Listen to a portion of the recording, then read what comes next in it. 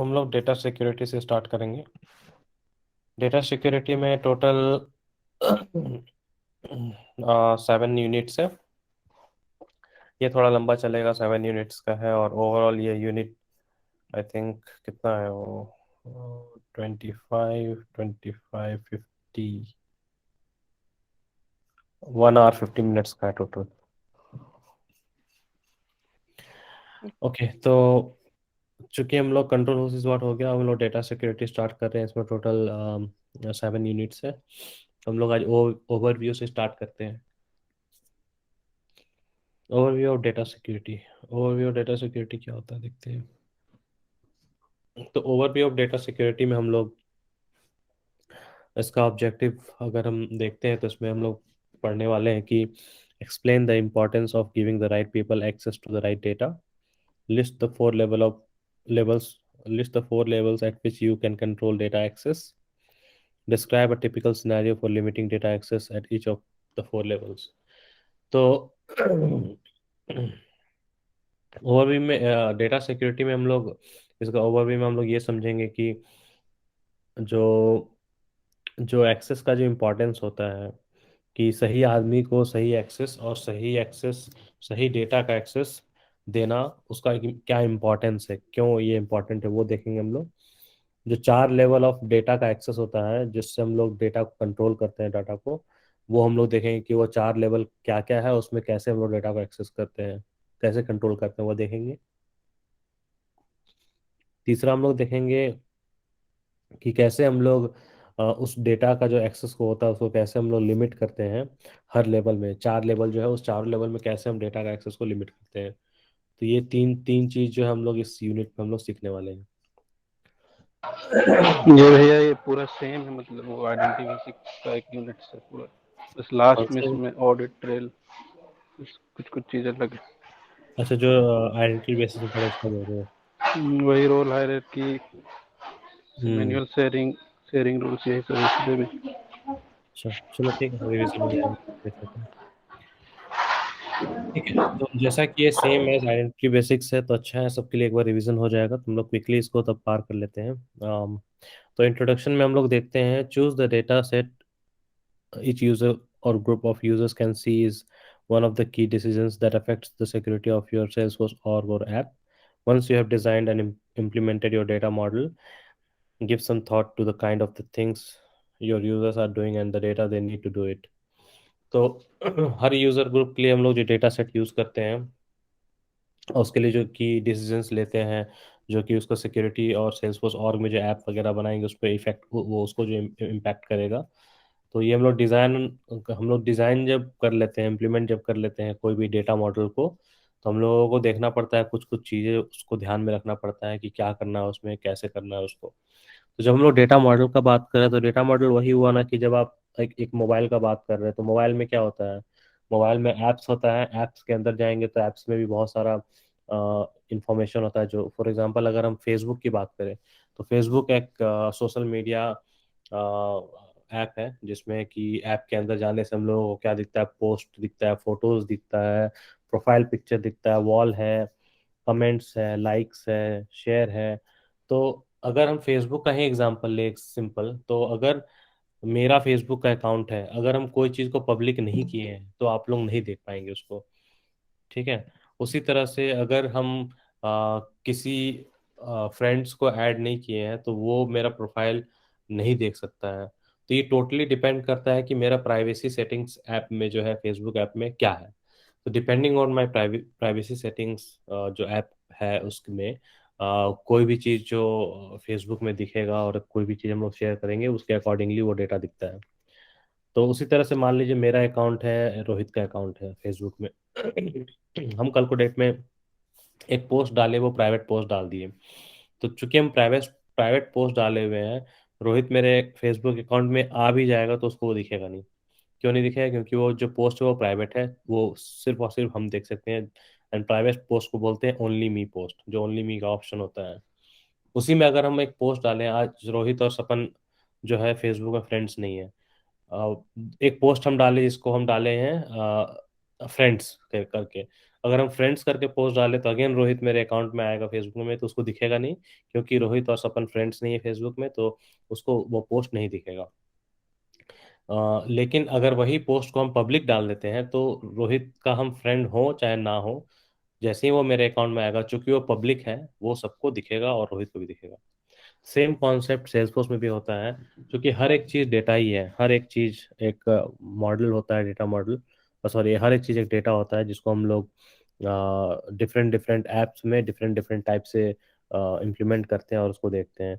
तो फेसबुक में जो वॉल देख रहे हैं, फोटोज देख रहे हैं, वीडियोस देख रहे हैं, लाइक्स कमेंट्स, ये सारा चीज़ एक डिजाइंड थीम है जो फेसबुक को दिमाग में रखते हुए, फेसबुक का रिक्वायरमेंट को दिमाग में रखते हुए उसको ऐसा बनाया है। उसी तरह से कल को डेट में सेल्सफोर्स में जाके हम लोग ऐसा कुछ बनाएंगे, फेसबुक नहीं लेकिन कुछ ऐसा बनाएंगे जो कि अगेन रिप्रेजेंट करेगा कोई इन्फॉर्मेशन को। डेटा क्या है? इन्फॉर्मेशन, कोई भी इंफॉर्मेशन जो कि एक मीनिंगफुल, उससे एक मीनिंग निकल के आता है, उसको डेटा बोलते हैं। तो उसी तरह से सेल्सफोर्स जब हम कैलकुलेट में कुछ इंप्लीमेंट करेंगे और उसमें उसका जब विजिबिलिटी का बात आएगा तो सेम सेम चीज़ एप्लीकेबल होगा। हम डिसाइड कर पाएंगे खुद से कि कौन सा पब्लिक होना चाहिए, कौन सा प्राइवेट होना चाहिए, कौन सा सिर्फ रीड ओनली होना चाहिए, किसको देना चाहिए एक्सेस, किसको नहीं देना चाहिए। तो ये सारा उसी चीज़ का बात है। तो हर एप्लीकेशन में ये एप्लीकेबल होता है, चाहे वो सेल्सफोर्स हो, चाहे वो फेसबुक हो, चाहे वो गूगल हो, चाहे वो इंस्टाग्राम हो, कहीं भी हो। ये बेसिक सेटिंग, प्राइवेसी सेटिंग्स होता ही होता है हर जगह। तो उसी तरह से सेल्सफोर्स में भी हम लोग आगे अब स्लोली बढ़ेंगे तो सीखेंगे कि किस तरह से सेल्सफोर्स का जो सिक्योरिटी होता है, सेल्सफोर्स का जो परमिशन होता है, क्यों इंपॉर्टेंट होता है, किस तरीके से इसको इम्प्लीमेंट करते हैं। Let's say you are building a recruiting app to help manage open positions, candidates, and job applications. You'll have to store confidential data such as social security number, salary amount, and applicant reviews that only some types of user should see. You'll want to secure the sensitive data without making life harder for recruiters, hiring managers, and interviewers. तो बता रहा है कि हम लोग अब एक recruiting app बनाते हैं। तो अब हम लोग फेसबुक का बात कर लिए, सेल्सफोर्स का बात कर लिए, इंस्टाग्राम का बात कर लिए। अब इस यूनिट के हिसाब से अगर हम इस यूनिट, इस एक्सरसाइज की बात करें, तो ये एक रिक्रूटिंग ऐप की बात कर रहा है। तो ये बता रहा है कि चलो एक रिक्रूटिंग ऐप बनाते हैं जिसमें कि हम लोग मैनेज करेंगे पोजीशंस, कैंडिडेट्स और जॉब एप्लीकेशन। तो एक रिक्रूटिंग ऐप में क्या होना चाहिए? एक पोजीशन जो हम जो जो बेसिकली जिसको हम लोग हायरिंग के टाइम में ऑफर करेंगे, for example manager, sales manager, HR, कुछ भी। कैंडिडेट्स कौन होगा? कैंडिडेट्स जो वो लोग जो अप्लाई करेंगे उस पोजीशन के लिए। और जॉब एप्लीकेशन क्या होगा कि उस पोजीशन के लिए जो भी एप्लीकेशन हम बनाएंगे कि हाँ क्या रोल होना चाहिए, क्या रिस्पॉन्सिबिलिटी होना चाहिए, क्या एलिजिबिलिटी होना चाहिए, क्या एजुकेशनल क्वालिफिकेशन होना चाहिए, क्या एक्सपीरियंस होना चाहिए, ये जो एक एप्लीकेशन बन के आएगा जॉब एप्लीकेशन, उसमें सारा पोजीशन का इन्फॉर्मेशन होगा। वो एक होगा। तो इसमें बता रहा है कि एक रिक्रूटिंग ऐप बनाएंगे पोजीशंस, कैंडिडेट्स और जॉब एप्लीकेशंस के साथ में। तो हम लोगों को इसमें कॉन्फिडेंशियल डेटा स्टोर करना होगा। तो कॉन्फिडेंशियल डेटा, चूंकि ये ग्लोबल वर्ल्ड वाइड प्रोग्राम है, sales world wide Salesforce app है, तो ये सोशल सिक्योरिटी नंबर का एग्जांपल लिया है। इसको हम रिप्लेस कर सकते हैं, चूंकि हम लोग इंडिया में, इसको रिप्लेस कर सकते हैं आधार नंबर से। तो ये बता रहा है कि जब रिक्रूटिंग ऐप बनाएंगे तो उसमें हो सकता है हम लोग कॉन्फिडेंशियल डेटा स्टोर करेंगे, such as social security number, मेन हमारे टर्म में Aadhaar number, salary amounts, applicant reviews. तो इन सभी डेटा को जब हम लोग स्टोर करने लगेंगे उस ऐप में, जब सारे यूजर्स का, तो उसको किस तरीके से हम लोग सिक्योर करेंगे सेंसिटिव डेटा को, ठीक है ना, वही बता रहा है।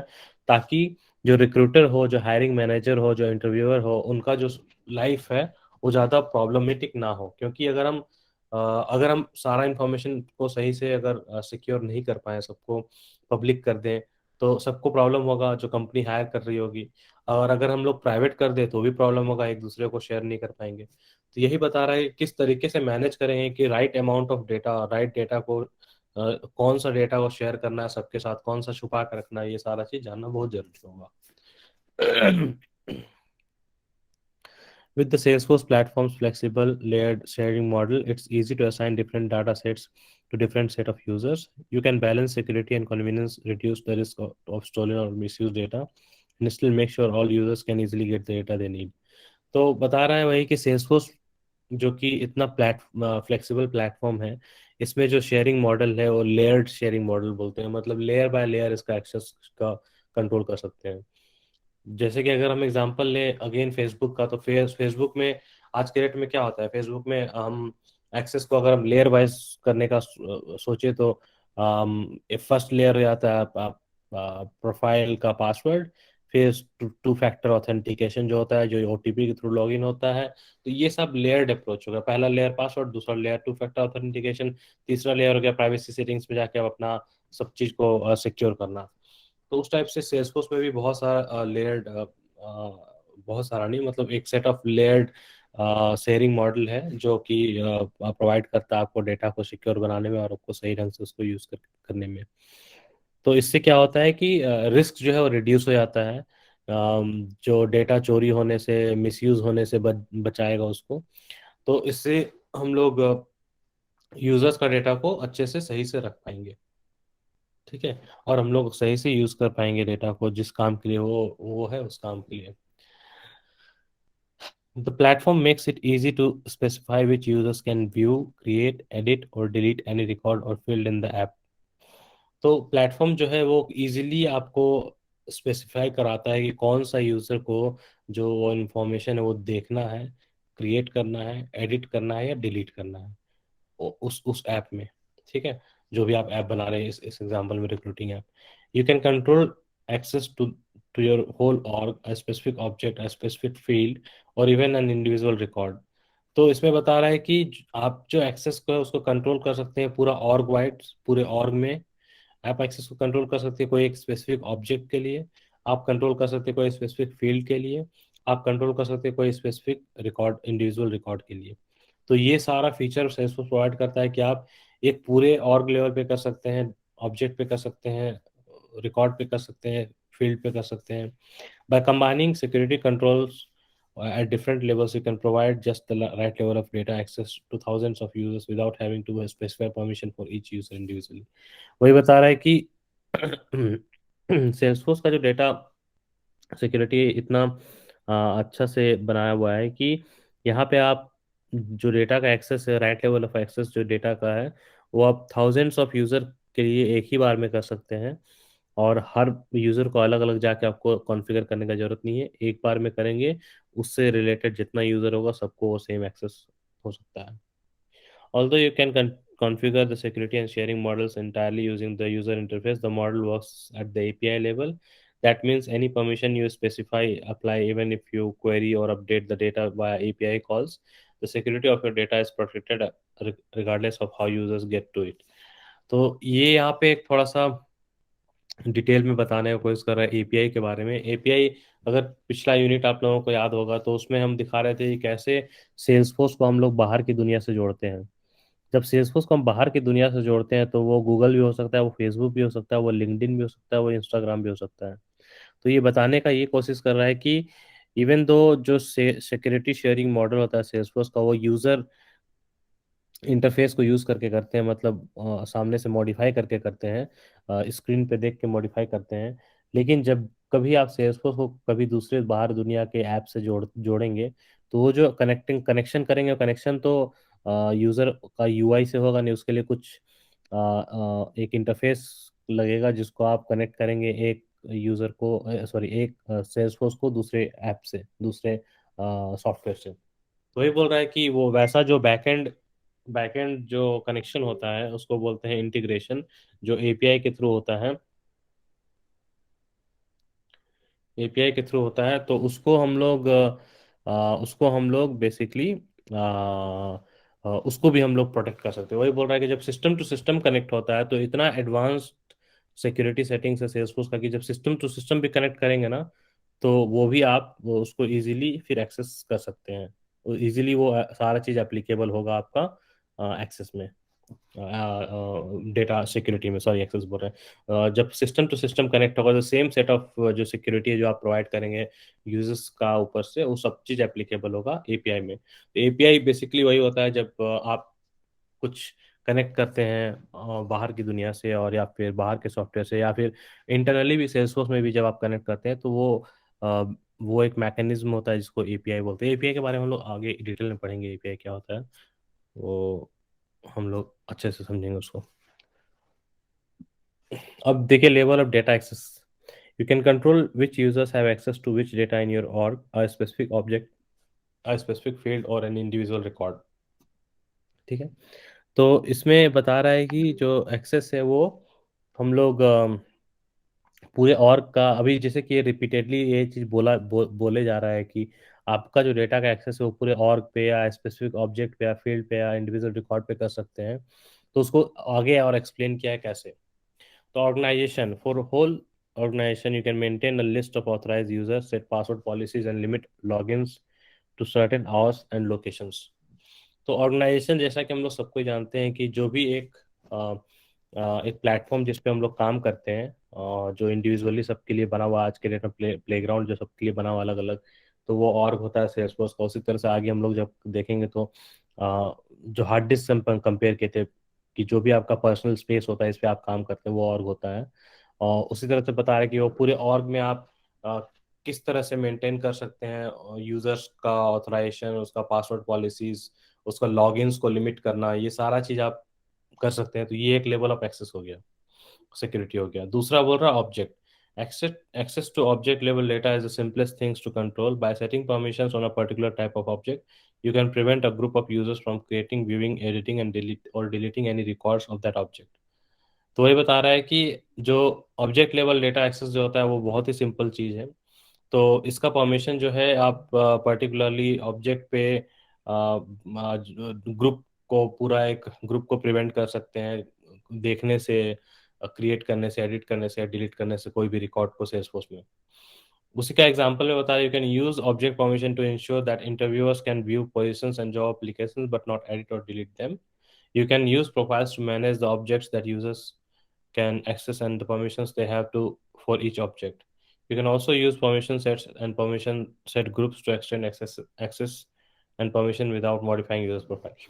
Okay, अब यहाँ पे थोड़ा सा डिटेल में ये बताना चाह रहा है कि जब भी कोई ऑब्जेक्ट का परमिशन, ऑब्जेक्ट, चूंकि ऑब्जेक्ट सबको फेमिलियर हो गया अब ऑब्जेक्ट से, तो ये बता रहा है कि ऑब्जेक्ट का जो परमिशन होता है, तो यहाँ पे जब हम लोग एक ऐप का बात किए थे, रिक्रूटिंग ऐप, तो यहाँ पे ये क्या बता रहा था कि रिक्रूटिंग ऐप जब बनाएंगे उसमें पोजीशन होगा, कैंडिडेट होगा, जॉब एप्लीकेशन होगा। तो ये तीन क्या हो गया, तीन ऑब्जेक्ट हो गया मेरा, क्योंकि सेल्सफोर्स के टर्म में है। तो यहाँ पे ये बताना चाह रहा है कि जो आप ऑब्जेक्ट्स बनाएंगे वो, तो इसमें जो इंटरव्यूअर्स होगा, जो यूजर्स होंगे, वो यूजर्स ऐसा भी हम लोग सेट कर सकते हैं कि जो इंटरव्यूअर हो उसको सिर्फ पोजीशन और जॉब एप्लीकेशन जो ऑब्जेक्ट होगा वो सिर्फ देख पाए, read only, but not edit or delete them. उसको सिर्फ देख ही पाए लेकिन ना एडिट कर पाए ना डिलीट कर पाए जो इंटरव्यूअर होगा। तो ये लगता भी है कि हाँ सही है, क्योंकि अगर अगर मेरा कंपनी है, सपोज मेरा कंपनी है, और हम अपने कंपनी में एक एचआर है, एचआर को बोले कि ठीक है एक दो जॉब ओपन करो, हमको अपना कंपनी में लोग चाहिए। और फिर एक दूसरे यूजर को बोले कि ठीक है ये जॉब ओपन कर रही है एचआर, उसको उसको इंटरव्यू लेना है। तो चूंकि वो जॉब एचआर के थ्रू ओपन हुआ है, तो एचआर ही होगा जो उस जॉब को मेंटेन करेगा, मॉडिफाई करेगा, एडिट करेगा। इंटरव्यूअर का काम सिर्फ इतना है कि वो उस जॉब के अकॉर्डिंग कैंडिडेट्स ढूंढे, उसका इंटरव्यू ले। तो यहाँ पे इस एग्जांपल से ये बताना चाह रहा है कि जो इंटरव्यूअर होगा उसको सिर्फ ये दिखेगा कि कौन सा पोजीशन और जॉब एप्लीकेशंस है, लेकिन उसको मॉडिफिकेशन का और डिलीशन का अथॉरिटी नहीं होगा, क्योंकि ये अथॉरिटी सिर्फ एचआर को होना चाहिए, एचआर ही बनाया, एचआर ही संभाल रहा है उसको। उसी तरह से बता रहे हैं कि ये सारा चीज जो है वो हम लोग प्रोफाइल से मैनेज कर सकते हैं। तो हम लोग पढ़े थे आइडेंटिटी वाले में या पिछले कोई यूनिट में कि प्रोफाइल्स होता है, रोल्स होता है। जैसे कि हम लोगों का फेसबुक में प्रोफाइल होता है, उसी तरह से और सेल्सफोर्स में भी प्रोफाइल होता है। डिफरेंस ये है कि फेसबुक में सिर्फ एक प्रोफाइल होता है जिसको हम लोग बना के और यूज कर सकते हैं, लेकिन उसमें एक और ऑप्शन होता है, अगर आप लोग कोई यूज किए होंगे, जब आप फेसबुक में पेज बनाएंगे ना, तो पेज में आपका ऑप्शन आता है कि उसमें किसको किसको आपको एडमिन बनाना है, किसको किसको आपको मैनेजर बनाना है, किसको किसको आपको सिर्फ व्यू ऐसे देना है। तो ये ऑप्शंस आता है, मतलब कि आप पेज बना तो लिए हैं जिसका कि आप एडमिन है, लेकिन उस पेज को आप चाहते हैं कोई दूसरा यूजर भी एक्सेस कर पाए, उसको मैनेज कर पाए, तो वो भी ऑप्शन देता है फेसबुक। तो सेम कॉन्सेप्ट आप समझ सकते हैं यहाँ पे कि प्रोफाइल ऑर्ग आपका है, लेकिन उस ऑर्ग में आप डिसाइड करेंगे कि आपने कितना यूजर बनाया है, उन सभी यूजर्स का प्रोफाइल क्या होना चाहिए, उसको किस लेवल ऑफ एक्सेस होना चाहिए। ठीक है। तो अगर आप लोगों को सेल्सफोर्स का टर्म में नहीं पता है तो फेसबुक में आज भी आप जाके एक पेज बना सकते हैं। उस पेज पे आप देखिएगा, पेज को जब मैनेज में जाइएगा, जब यूजर्स को ऐड कीजिएगा ना बाकी अपने दोस्तों को, तो उसमें ऑप्शन देता है मैनेज करना है, मैनेजर बनाना है, एडमिन बनाना है, क्या बनाना है। उसी तरह से जब आपके ऑर्ग में जब आप प्रोफाइल बनाएंगे, यूजर्स बनाएंगे, तो आप डिसाइड करेंगे कि आपको उसको क्या एक्सेस देना है।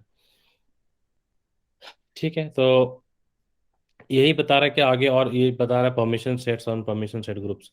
ये एक अगेन एक्सटेंडेड फीचर बोल सकते हैं जो कि जो कि सेल्सफोर्स प्रोवाइड करता है एक्सेस को बढ़ाने के लिए और एक्सेस को देने के लिए। तो इसका एग्जांपल आप ऐसे ले सकते हैं कि इसका हम लोग आगे डिटेल में पढ़ेंगे परमिशन सेट्स और परमिशन सेट ग्रुप्स क्या होता है। अभी बस इतना समझ के रखिए कि ये दो एक ऑप्शन होता है जिसके थ्रू हम लोग और भी एक्स्ट्रा परमिशन दे सकते हैं यूजर्स को। ठीक है, तो ये बस टर्म याद कर, सुन समझ के रखिए। आगे हम लोग देखेंगे कैसे इसको यूज करना और इसका और डिटेल में क्या समझना है। Fields. You can restrict access to certain fields even if a user has access to the object. For example, you can make the salary field in a position object invisible to interviewers but invisible to hiring managers. Again, same चीज है यहाँ पे। जब HR कोई position on किया हुआ है candidates के लिए, रिक्रूटिंग के लिए, तो एचआर डिसाइड किया है कि उसमें क्या सैलरी हम देंगे। ठीक है, और बेसिकली उसको जो सैलरी का बात आएगा तो उसमें क्या होगा कि सैलरी, इंटरव्यूअर जो है उसका काम है सिर्फ इंटरव्यू लेना, कैंडिडेट सेलेक्ट करना। तो इंटरव्यूअर को सैलरी पता नहीं होना चाहिए। अगर इंटरव्यूअर को सैलरी पता होगा तो वो कैंडिडेट्स के साथ नेगोशिएशन कर सकता है या कुछ मिसयूज कर सकता है। तो इसीलिए इस टाइप का जब रिक्वायरमेंट आए कि नहीं, ऐसा कोई फील्ड हो, ऐसा कोई ऑब्जेक्ट में फील्ड हो जिसका ऑब्जेक्ट का तो एक्सेस दे दिए लेकिन हमको उस फील्ड का एक्सेस नहीं देना है, तो यहाँ पे जो ऑब्जेक्ट है वो पोजीशन है, उस पोजीशन ऑब्जेक्ट का एक्सेस हमें इंटरव्यूअर को देना होगा, क्योंकि इंटरव्यूअर उसी पोजीशन ऑब्जेक्ट को देख के इंटरव्यू लेगा। लेकिन इंटरव्यूअर को सैलरी जानने की जरूरत नहीं है। सैलरी जानने की जरूरत सिर्फ और सिर्फ रिक्रूटिंग मैनेजर को है और हायरिंग मैनेजर्स को है। तो इसीलिए यहाँ पे ये इस एग्जाम्पल में बता रहे हैं कि ऐसा भी आप कर सकते हैं कि कोई ऑब्जेक्ट है उसका कोई सर्टेन फील्ड्स अगर सर्टेन यूजर्स को एक्सेस देना है तो वो भी पॉसिबल है। तो उस केस में क्या होगा, आप वैसा फील्ड बना लिए, इस केस में सैलरी फील्ड बनाए, सैलरी फील्ड को सिर्फ विजिबल किए हायरिंग मैनेजर और रिक्रूटर के लिए, और इंटरव्यूअर के लिए उसको हाइड कर दिए। तो ये भी कर सकते हैं हम लोग। आगे है अब रिकॉर्ड्स। तो you can allow particular users to view an object but then you restrict the individual object records they are allowed to see. For example, an interviewer can see and edit her own reviews, but not the reviews of other interviewers. You can manage record level access in these four ways. तो वही बता रहा है कि records को भी आप manipulate कर सकते हैं, उसको भी आप डिफरेंट तरीका से एक्सेस कर सकते हैं, डिफरेंट तरीका से उसका एक्सेस को जो है आप कैटेगराइज कर सकते हैं। तो उसमें एग्जांपल में ये बता रहा है कि एक इंटरव्यूअर जो है वो सिर्फ देख सकता है और एडिट कर सकता है खुद का रिव्यूज को, लेकिन जब कोई दूसरा रिव्यू दे रहा है तो उसको नहीं कर सकता है। इसका बेस्ट एग्जांपल आप ले सकते हैं अगेन फेसबुक में। तो जब फेसबुक की बात करें तो अगर फेसबुक में हमें पोस्ट दिए, उस पोस्ट में अगर सपन पोस्ट दिया है और सपन कमेंट किया है तो कोई भी अदर यूजर्स होगा, वो लोग सिर्फ उस कमेंट को रीड कर पाएगा, वो पोस्ट को रीड कर पाएगा, उस कमेंट पे मॉडिफाई नहीं कर पाएगा, उस कमेंट को सिर्फ पढ़ पाएगा, रीड कर पाएगा। लेकिन अगर वही दूसरा यूजर आया, उस पर दूसरा यूजर कमेंट किया, तो उसमें क्या होगा कि चूंकि उस पोस्ट का ओनर सपन है, तो सपन को अथॉरिटी है कि वो जो दूसरा कोई कमेंट किया उस कमेंट को रिमूव कर सके। मॉडिफाई अगेन नहीं कर पाएगा, नहीं, रिमूव करने का अथॉरिटी रहता है। तो क्योंकि वो मेरा पोस्ट था, मेरा रिकॉर्ड था, और जो जो दूसरा आदमी जो मेरे पोस्ट पे कमेंट कर रहा है वो अपने ही अपना कमेंट को मॉडिफाई कर सकता है, रिमूव कर सकता है, लेकिन वो दूसरे के कमेंट्स को सिर्फ देख सकता है। तो सेम सेम कॉन्सेप्ट है यहाँ पे भी रिकॉर्ड्स का, कि रिकॉर्ड सेल्सफोर्स में भी वही है। अगर सेल्सफोर्स का रिकॉर्ड हम ओन कर रहे हैं, मेरा रिकॉर्ड है, तो मेरे रिकॉर्ड पे हम डिसाइड करेंगे कि कोई दूसरा यूजर को देखना है, मॉडिफाई करना है, या उस पर आके कुछ एडिट करना है, ये हम डिसाइड करके कर सकते हैं। तो ऐसा भी ऑप्शन होता है। और और मेरा रिकॉर्ड है तो हम उसमें कुछ भी कर सकते हैं। तो सिमिलर कॉन्सेप्ट में आप सेल्सफोर्स में भी सेल्सफोर्स का जो रिकॉर्ड है उसको आप मॉडिफाई, उसका एक्सेस को आप मैनेज कर सकते हैं। तो उसमें भी रिकॉर्ड को मैनेज करने का चार तरीका यहाँ पे दिखाया है। ऐसे टोटल पांच तरीका, पांचवा तरीका यहाँ बताया नहीं, अभी यहाँ चार तरीका बताया है। एक ऑर्गेनाइजेशन वाइड डिफॉल्ट, एक रोल हायरार्की, एक शेयरिंग रूल्स, एक मैनुअल शेयरिंग। तो ऑर्गेनाइजेशन वाइड डिफॉल्ट क्या है? Specify the default level of access users have to each others records. You use org-wide sharing settings to lock down your data to the most restrictive level, and then use the other record level security and the sharing tools to selectively given give access to other users. तो organization wide default में क्या होता है कि आप org level पे ही आप set कर सकते हैं। जैसा कि अगेन हम पोस्ट का एग्जांपल लें, तो पोस्ट को ग्लोबली हम बता सकते हैं कि वो ओनली मी होगा, वो फ्रेंड्स होगा, या फिर वो पब्लिक होगा। उसी तरह से ऑर्ग लेवल पे आप सेल्सफोर्स में आएंगे तो ऑर्ग वाइड डिफॉल्ट पे आप बता सकते हैं कि आपका रिकॉर्ड जो होगा वो प्राइवेट होगा, ओनली मी होगा, रीड ओनली होगा, फ्रेंड्स होगा, या फिर पब्लिक होगा, पब्लिक होगा। तो ये आप ऑर्ग वाइज आप ग्लोबली उसको डिसाइड कर सकते हैं before creating a record, before setting up an object. ये आप कर सकते हैं। दूसरा आप रोल हायरार्की पाएंगे। तो रोल हायरार्की में क्या होता है, role hierarchy gives role hierarchy hierarchies give access for users higher in the hierarchy to all records owned by the users below them in the hierarchy. Role hierarchies don't have to match your organization chart exactly. Instead, each role in the hierarchy should represent a level of data access that a user or group of users needs. तो role hierarchies कल हम बता रहे थे कि जब भी आप एक ऑर्गेनाइजेशन में काम करते हैं, तो अगर हम स्टार्टिंग करें टॉप से, तो सीईओ आया, एमडीज आए, उसके बाद जनरल मैनेजर, उसके बाद manager, associate manager, team lead, associates. तो ये एक और का कोई भी कंपनी का एक सिंपल हायरार्की होता है। तो इसको जब सिंपल टर्म में हम समझने की कोशिश करें तो हायरार्की सेल्सफोर्स में क्या होता है, इवन तो आपका मतलब अगर आपका रिकॉर्ड एक्सेस जो है, अगर अगर उस ऑब्जेक्ट का access, for example I am the manager, मेरे अंडर में 5 लोग काम कर रहे हैं, ठीक है। तो अगर वो ऑब्जेक्ट, फॉर एग्जांपल ऑब्जेक्ट है, अगेन यहाँ से हम ले लेते हैं पोजीशन। पोजीशन ऑब्जेक्ट का ऑर्ग लेवल पे हम सेट करके रखे हैं प्राइवेट, और वो प्राइवेट सेट करके रखे हैं, देन उसका रिकॉर्ड का एक्सेस सपन को भी है एज ए मैनेजर, और उसका एम्प्लॉयज को भी है एज एन एम्प्लॉय। तो प्राइवेट है, लेकिन हम जब क्रिएट कर रहे हैं तो चूंकि वो प्राइवेट है तो वो मेरा हुआ, मेरे एम्प्लॉय जब क्रिएट कर रहे हैं प्राइवेट हुआ तो वो उनका हुआ। सेम पोजीशन पे अगर हम पोजीशन किए पोजीशन ए तो इट्स माइन, एम्प्लॉय किया पोजीशन बी तो वो उसका हुआ। रोल हायरार्की कैसे काम आता है, रोल हायरार्की में जैसे ही मेरा रोल सेट है मैनेजर का और मेरा एम्प्लॉय का रोल रोल सेट है, हम एज ए मैनेजर जो रिकॉर्ड ए बनाए पोजीशन में तो वो सिर्फ हम देख पा रहे हैं, मेरा जो एम्प्लॉय वो नहीं देख पा रहा है। लेकिन अगर मेरा एम्प्लॉय उसी ऑब्जेक्ट पे एक रिकॉर्ड बी बनाया, तो चूंकि वो मेरे से एक लेवल नीचे है, तो उसका रिकॉर्ड हम देख पाएंगे कि हम, क्योंकि मैनेजर है उसका। तो यही एक डिफरेंस होता है, और यही एक बेसिकली रोल हायरार्की है। लेकिन अगर सेम हायरार्की पे है, अगर हम मैनेजर और मेरा एक और मैनेजर है, हम लोग दोनों सेम लेवल पे हैं, तो वो सेम लेवल पे का मैनेजर नहीं देख सकता है। मैनेजर में से मेरा रिकॉर्ड ए था, वो रिकॉर्ड ए मेरा एम्प्लॉय भी नहीं देख पा रहा है, और मेरा सेम लेवल का मैनेजर भी नहीं देख पा रहा है। लेकिन अगर वही एम्प्लॉय रिकॉर्ड बी बनाया, तो वो मैनेजर, अगर हम है डायरेक्ट मैनेजर, तो हम देख सकते हैं उसका रिकॉर्ड, और कोई दूसरा मैनेजर भी है वो भी देख सकता है, अगर सेम रोल उसका सेम सेम ट्री में आता है, सेम ब्रांच में आता है। तो अगर अगेन डिफरेंट ब्रांच हो गया तो फिर अगर नहीं दे पाएगा। अब मैनेजर एक सेल्स का मैनेजर है, एक मैनेजर परचेज का मैनेजर है, तो दो डिफरेंट ब्रांच हो गया। तो परचेज का एम्प्लॉय जब कोई रिकॉर्ड बनाएगा तो सेल्स का मैनेजर नहीं देख सकता है, क्योंकि वो डिफरेंट ब्रांच में हो गया। तो परचेज का जो एम्प्लॉय बनाएगा वो सिर्फ परचेज का मैनेजर देख सकता है, सेल्स का जो एम्प्लॉय बनाएगा वो सेल्स का मैनेजर देख सकता है। अदर वे अराउंड वो लोग नहीं देख सकता है। सेम अगर सेम ब्रांच में मैनेजर होता तो देख सकता। तो वही होता है मेन रोल हायरार्की, जब हम लोग आगे और डिटेल में देखेंगे। शेयरिंग रूल का एग्जांपल हम लिए थे। Okay, sharing rules are automatic exceptions to organization wide defaults for particular groups of users so that they can get to records they don't own or can't normally see. Sharing rules like role hierarchies are only used to give additional users access to records. They can't be stricter than your organization wide default settings. तो sharing rules का क्या बता रहा है कि sharing rules में again same example हम जब लिए कि सेम लेवल का बंदा नहीं देख पा रहा है। तो अगर हम मैनेजर है, मेरा 4 एम्प्लॉय है, चारों एम्प्लॉय अपना अपना काम कर रहा है, तो चारों को एम्प्लॉय को अपना अपना काम का रिकॉर्ड एक दूसरे को नहीं दिख पा रहा है। कल को डेट में 4 एम्प्लॉय में 2 एम्प्लॉय छुट्टी में जा रहे हैं, तो उस केस में और छुट्टी वाला एग्जांपल मैनुअल शेयरिंग में था। ओके, सो शेयरिंग रूल में 4 एम्प्लॉय काम कर रहे हैं। अब कल को डेट में हम क्या किए, 4 और एम्प्लॉय लाए इंटर्न, और चारों जो एम्प्लॉयज था वो इंटर्न के साथ एक एक सबको दे दिए, एक एक इंटर्न हर एम्प्लॉय को दे दिए।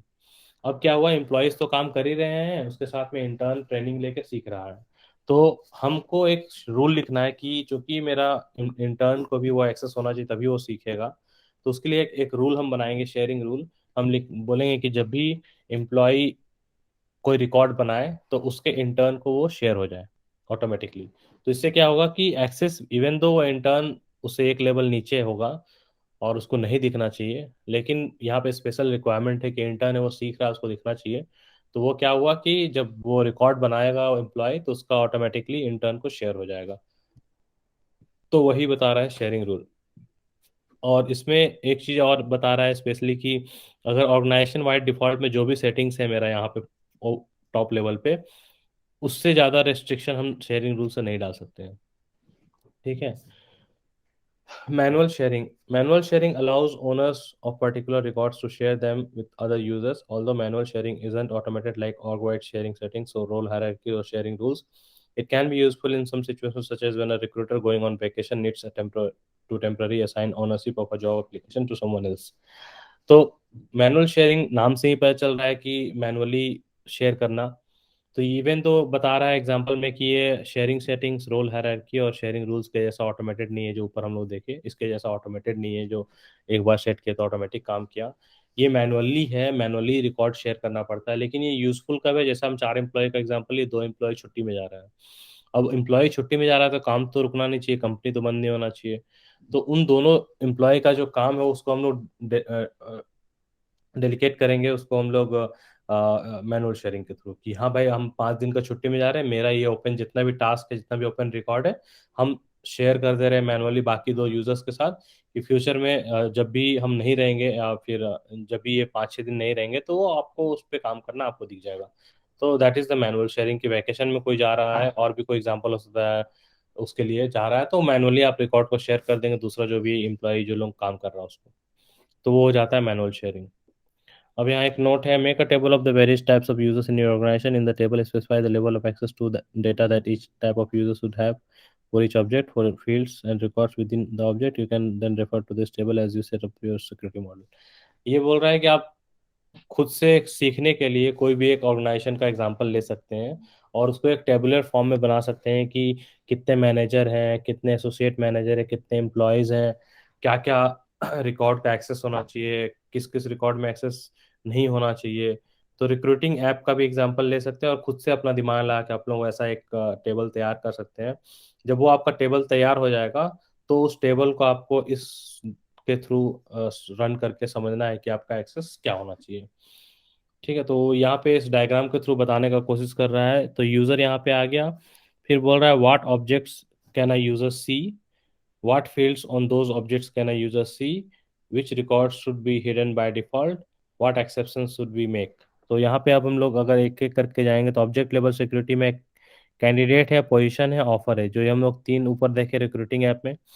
तो कौन सा फील्ड यूजर्स को दिखना चाहिए, तो फील्ड लेवल में first name, last name, home phone, यहाँ पे होम फोन को काट दिया मतलब ये दिखना नहीं चाहिए। यहाँ पे ऑफर को काट दिया मतलब दिखना नहीं चाहिए। फिर यहाँ पोजीशन में टाइटल, लोकेशन, सैलरी को काट दिया, दिखना नहीं चाहिए। अब यहाँ पे ऑफर में क्या है, अमाउंट, पे ग्रेड और स्टेटस, ये भी दिखना नहीं चाहिए, तो जितना क्रॉस है। ठीक है। तो no access, has access, visible, editable, ये यहाँ पे दिया हुआ है इसका उसको इससे रेफर करके हम लोग को लीजेंड बोलते हैं, इसको लीजेंड यहाँ पे दिया हुआ है।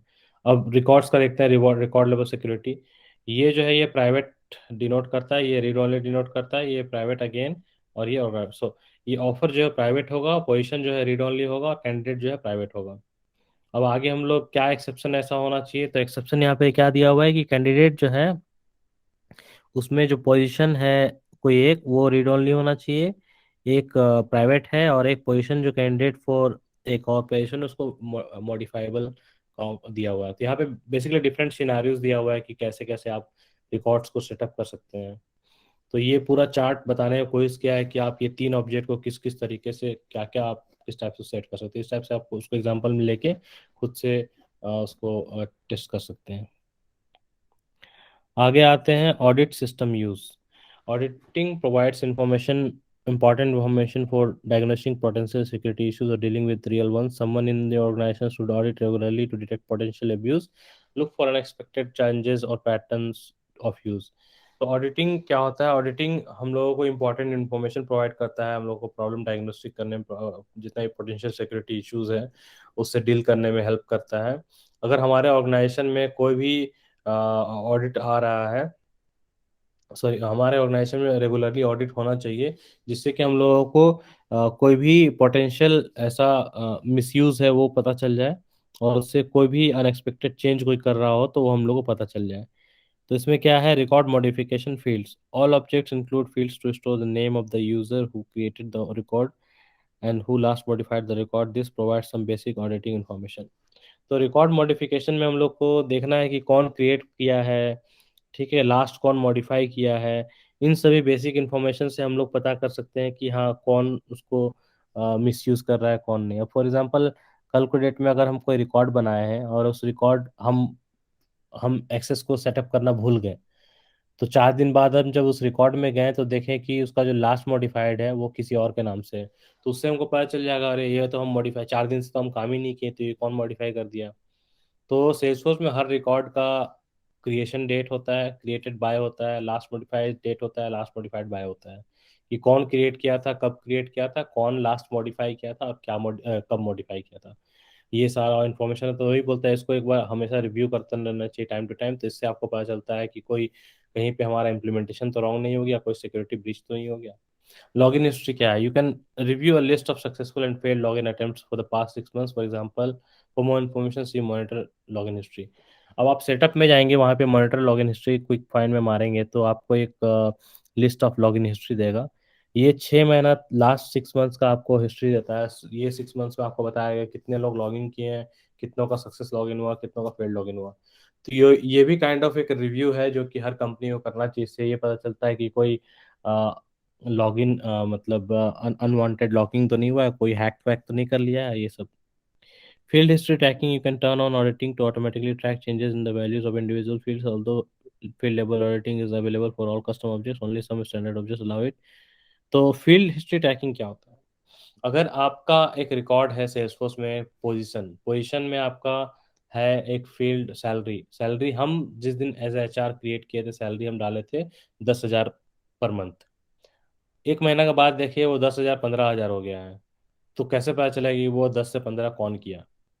तो ऐसा इंफॉर्मेशन पता करने के लिए सेल्सफोर्स एक कैपेबिलिटी प्रोवाइड करता है, वो बोलता है कि कोई भी फील्ड को आप मार्क कर सकते हैं कि उसका हिस्ट्री दिखाना कि कोई भी वैल्यू चेंज हो रहा है। तो अगर वो फील्ड हिस्ट्री आप इनेबल कर देंगे तो उस ऑब्जेक्ट का रिकॉर्ड में कोई भी फील्ड मॉडिफाई हो और वो फील्ड अगर उसका हिस्ट्री हम लोग ट्रैक कर रहे हैं, तो आपको साफ साफ दिख जाएगा कि सपन सरकार 1 सितंबर 2021 को 10,000 डाला था सैलरी, लेकिन 15 अक्टूबर 2021 को XYZ पर्सन ने उसको 15,000 कर दिया। तो ये क्लियरली वहां दिखेगा, new value, old value, old value 10,000 1 सितंबर सपन सरकार, न्यू वैल्यू 15 अक्टूबर XYZ पर्सन 15,000। ठीक है, तो उससे पता चल जाएगा कि हाँ हम किसने मॉडिफाई कर दिया। तो ये होता है field history tagging. Setup audit trial. The setup audit trial logs when modifications are made to your organization's configurations. Okay. Setup audit trial क्या होता है? Audit trial नाम से ही पता चल रहा है, ये आपके ऑर्ग में कोई भी चेंज होता है आपके कॉन्फ़िगरेशन लेवल या कोई भी चेंजेस, तो वो सारा चेंजेस जो है सेल्सफोर्स में कैप्चर हो जाता है। ठीक है, उसको आप लोग अगेन सेटअप में जाके, सेटअप में अगर आप जाते हैं मॉनिटर ऑडिट ट्रायल में, तो वहां पे आप देखेंगे again list of recent changes दिखाएगा, प्लस एक सीएसवी डाउनलोड करने का ऑप्शन देगा। उस सीएसवी को डाउनलोड करेंगे तो उसमें आपको दिखाएगा कि पिछले 6 महीने में किन किन लोगों ने क्या क्या चेंजेस किए हैं आपके सिस्टम में। तो उससे भी आपको पता चल जाएगा कि हाँ भाई कोई गलत चेंज तो नहीं कर दिया, कोई सही चेंज। और उससे ट्रैक करने में भी फायदा होता है कि अगर आपने कोई चेंज किया था और वो चेंज आपको दिख नहीं रहा है, तो आप जाके चेंज देखेंगे कि आपका चेंज को कौन रिमूव कर दिया या कौन मॉडिफाई कर दिया। तो ये भी चीज़ आप चेक कर सकते हैं। तो बेसिकली ओवरऑल हम लोग आज ये सीखे हैं ओवरव्यू डेटा सिक्योरिटी में कि क्या क्या लेवल ऑफ डेटा सिक्योरिटी होता है। फिर हम लोग वो चारों लेवल ऑफ डेटा सिक्योरिटी देखे कि उसमें कैसे सेटअप करते हैं और किस टाइप से उसका यूज़ होता है। फिर हम लोग देखे कि ऑडिटिंग कैसे करते हैं, तो डिफरेंट टाइप्स ऑफ ऑडिटिंग देखें, मेकिंग श्योर कि हाँ कोई गलत तो काम करके नहीं चल जा रहा हमारे एब्सेंस में, या किसी को एक्सेस दिए तो वो मिसयूज तो नहीं कर रहा है एक्सेस का। तो वो सारा चीज़ हम लोग देखते हैं। ये आप लोग कर लीजिएगा खुद से, और इसका क्वेश्चन आंसर ये ऑलरेडी मेरा कंप्लीट है, इसलिए कंप्लीट दिखा रहा है। आप लोग जब ये एक्सरसाइज कीजिएगा तो इसका क्वेश्चन आंसर भी कंप्लीट कर लीजिएगा।